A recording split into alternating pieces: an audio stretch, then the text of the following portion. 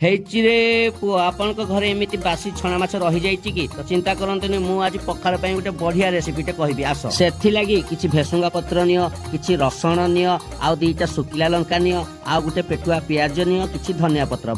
ତାପରେ ତ ବାସି ମାଛକୁ ଆଣିବ, ଟୁକୁଡ଼ା ଟୁକୁଡ଼ା କରିଦବ, ବାଗେଇକିନି କରିବ। ହାତରେ କଣ୍ଟା ଫଣ୍ଟା ଗଳିଗଲେ ମତେ ଆଉ କହିବନି, ଆଗରୁ କହିଦଉଛି କଣ୍ଟା ଦେଖିକି। ତାପରେ ତ ଏମିତି ସେମିତି ଚକଟା ଦବ। ତାପରେ ତ 2ଟା ଶୁଖିଲା ଲଙ୍କାକୁ ଗ୍ୟାସରେ ବାଗେଇକିନି ଫୁର୍ସେଇ ଦବ। ତାପରେ ରସୁଣ ଟିକେ, ଶୁଖିଲା ଲଙ୍କା, ଭେସୁଙ୍ଗା ପତ୍ର ଆଉ କେମ୍ପା ହାତିଆ କରିକିନି ସ୍ୱାଦ ଅନୁସାରେ ଲୁଣ ଟିକେ ପକେଇକି ତାପରେ ତ ଦୁମ୍ ଦୁମ୍ ଛେଚି ଦବ। ପିଆଜକୁ କଚ କଚ କାଟିଦବ। ତାପରେ ଧନିଆ ପତ୍ରକୁ ମାଡ଼ି ବସେଇକିନି ଚୁନି ଚୁନି କରିଦବ। ତାପରେ ତ ମାଛ ଉପରେ ସୋରିଷ ତେଲ ଟିକେ ପକେଇ ଦିଅ। ତାପରେ ଜିରା ଗୁଣ୍ଡ ଟିକେ ପକେଇ ଦିଅ, ପିଆଜ ପକେଇ ଦିଅ, ଧନିଆ ପତ୍ର ଷ୍ଟାଇଲ ମାରିକିନି ପକେଇ ଦିଅ। ତାପରେ ମୁଣ୍ଡିଆଟେ ମାରିକି 3 ଥର ତାଳି ମାର। ତାପରେ କିରା କରିବ?